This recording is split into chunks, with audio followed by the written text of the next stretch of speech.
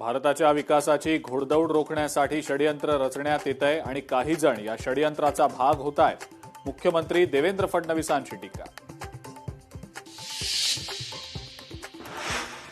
नवनीत राणांना राष्ट्रवादीकडनं राज्यसभेची ऑफर होती, मात्र तरी सुद्धा नवनीत राणा हिंदुत्वाच्या मुद्द्यावर ठाम राहत भाजप सोबतच. मंत्री बावनकुळेंचा दावा. भाजप शेवटचे हातपाय हलवतोय, सत्ता जाणार. काँग्रेस नेते नाना पटोलेंचा मोठा दावा.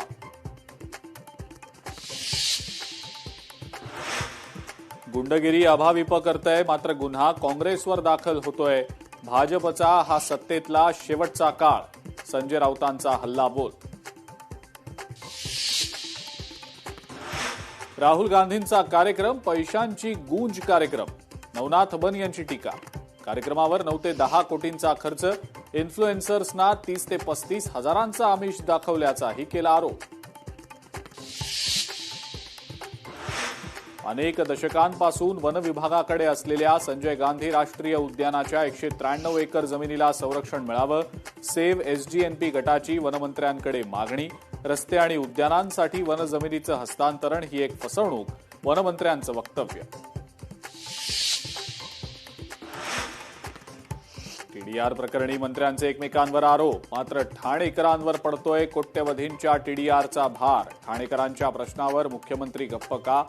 डी दायाभाई अँड कंपनीला दिलेला टीडीआर मुख्यमंत्री स्वअधिकारात का थांबवत नाहीयेत? सरकार या टीडीआर प्रकरणी पुनर्विचार याचिका दाखल करणार का? लोकशाही मराठीचे सवाल.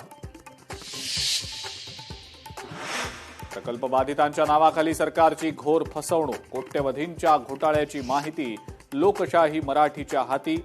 मुंबई अहमदाबाद हाय स्पीड रेल्वेच्या कामात अधिकाऱ्यांचा गैरव्यवहार.